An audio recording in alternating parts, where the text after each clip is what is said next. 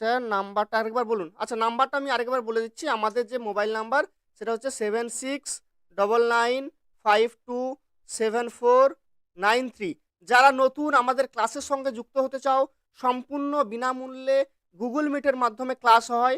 Education, political science, Bangla, history সমস্ত class হবে। আজকে মূলত আমাদের এডুকেশনের কিন্তু সাজেশন দেওয়া হবে এই ভিডিওতে, এবং আমাদের যেভাবে লাইভ হয় অর্থাৎ গুগল মিটে যেভাবে আমরা ক্লাস করি সেভাবেই কিন্তু ক্লাস হবে। যেভাবে আমরা গুগল মিটে ক্লাস করি সেভাবেই ক্লাস হবে। এখানে শুধুমাত্র সাজেশন দেওয়া হবে, এবং আজকে মূলত এডুকেশনের কিছু ইম্পর্টেন্ট কোশ্চেন দেব। আমরা অলরেডি তোমরা জানো যে শিখন থেকে কোশ্চেন দিয়েছি, শিখনের অধ্যায়টা আমরা শেষ করে দিয়েছি গুগল মিটে ক্লাস করে। আমাদের কিন্তু গুগল মিটেই ক্লাস হবে। তোমরা যারা বারবার করে এসএমএস করে বলেছিলে যে স্যার গুগল মিটে আমরা ক্লাস করতে চাই, অবশ্যই ক্লাস কিন্তু গুগল মিটেই হবে। কিন্তু ইউটিউবে কি হবে, ইউটিউবে আমরা সাজেশনগুলো দিয়ে দেবো এইভাবে লাইভে। যদি কেউ নতুন হয়ে থাকো, আমাদের সঙ্গে ক্লাসে যুক্ত হতে চাও, তাহলে অবশ্যই আমাদের যে মোবাইল নাম্বার 7699527493 সেই নাম্বারে এসএমএস করে আমাদের ক্লাসের জন্য কিন্তু গ্রুপে জয়েন হয়ে যেতে পারো। সম্পূর্ণ বিনামূল্যেই আমাদের ক্লাস করানো হয়, 1 টাকাও তোমাদের চার্জ লাগবে না। গুগল মিটে ক্লাস করানো হয় এবং সরাসরি তোমরা ক্লাস করতে পারবে। একদম একদম পিপিটি মেটেরিয়াল সমস্তটা পাবে, সমস্ত পাবে, অ্যান্সারও পাবে, পিপিটি সাজেশন সমস্ত পাবি ভাই, সমস্ত পাবি। আমি কিন্তু লাইক পাচ্ছি না, লাইক কেউই করিস নি, এতজন আছিস কেউই লাইক নেই, কারোরই লাইক নেই, কি ব্যাপার? লাইভটা শুরু করছি। আজকে দেখ, তোদের আমরা শিখন পড়েছিলাম ক্লাসে, শিখন নিয়ে আমাদের ক্লাস হয়ে গেছে অলরেডি। আমাদের যে শিখন অধ্যায়টা আমরা কমপ্লিট করেছি সেখান থেকে তোমাদেরকে সাজেশন দিয়েছিলাম, সকলের মনে আছে আশা করছি।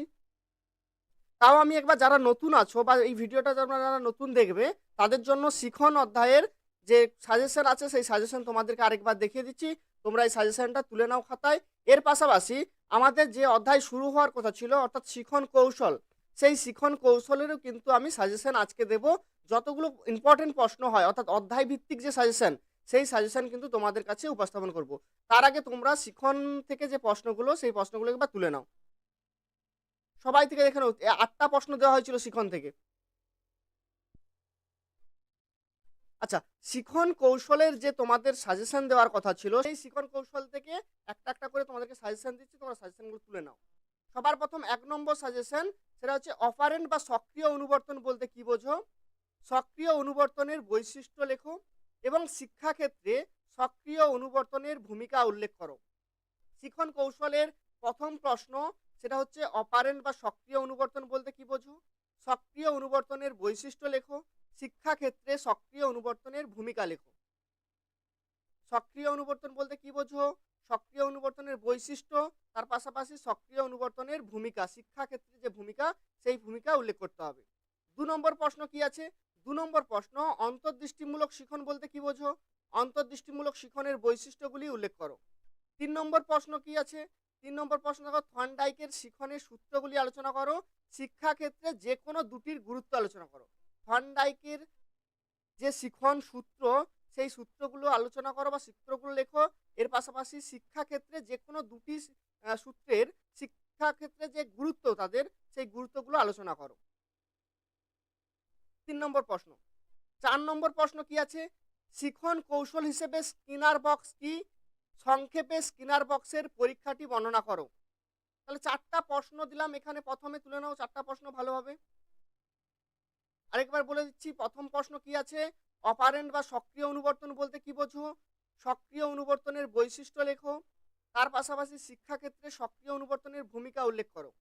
এই সমস্ত প্রশ্নগুলোর অ্যান্সার কিন্তু আমি তোমাদেরকে পিডিএফ আকারে দেব, এবং আমাদের যে গুগল মিটে যে ক্লাস হয় সেই ক্লাসেও কিন্তু এগুলো পাবে।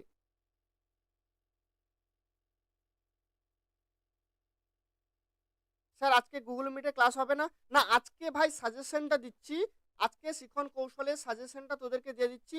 কাল থেকে তোদের গুগল মিটে শিখন কৌশলের যতগুলো প্রশ্ন সমস্ত প্রশ্নের ক্লাসগুলো হবে গুগল মিটে। ঠিক আছে, তাহলে 4টা প্রশ্ন হয়ে গেল। এবার পরের প্রশ্ন তুল। 5 নম্বর প্রশ্ন কি আছে দেখ, 5 নম্বর প্রশ্ন দেওয়া হয়েছে প্রাচীন অনুবর্তন বা এস টাইপ এবং সক্রিয় অনুবর্তন আর টাইপের মধ্যে পার্থক্য।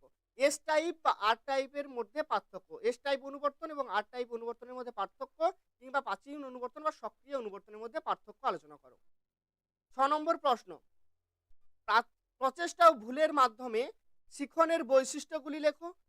এই শিখন তত্ত্বের শিক্ষাগত তাৎপর্য উল্লেখ করো।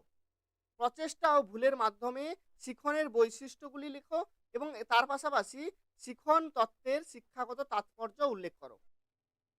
7 নম্বর প্রশ্ন, অনুবর্তন কাকে বলে? অনুবর্তনের শ্রেণীবিভাগ করো। প্যাভলভের অনুবর্তনের একটি পরীক্ষা বর্ণনা করো। 7 নম্বর প্রশ্ন, অনুবর্তন কাকে বলে? অনুবর্তনের শ্রেণীবিভাগ করো।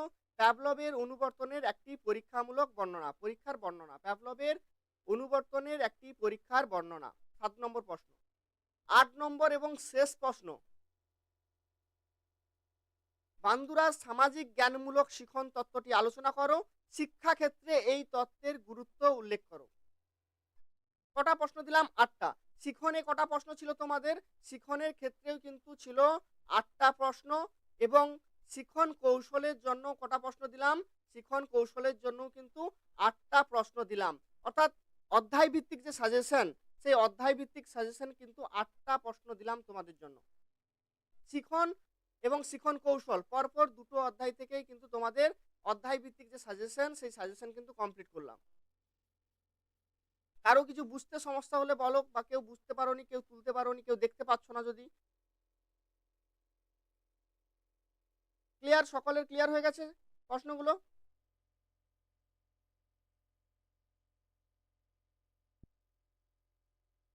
আচ্ছা, এই প্রশ্নগুলো তোমরা পিডিএফ আকারে চাও? এটা কি আমি আমাদের যে গ্রুপ আছে, গ্রুপে কি এই পিপিটিটা আমি তোমাদেরকে পাঠিয়ে দেবো?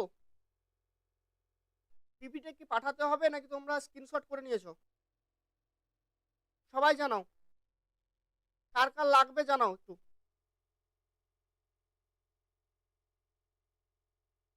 শিখন থেকে এবং শিখন কৌশল থেকে কোশ্চেন দিয়ে দিলাম অধ্যায় ভিত্তিক।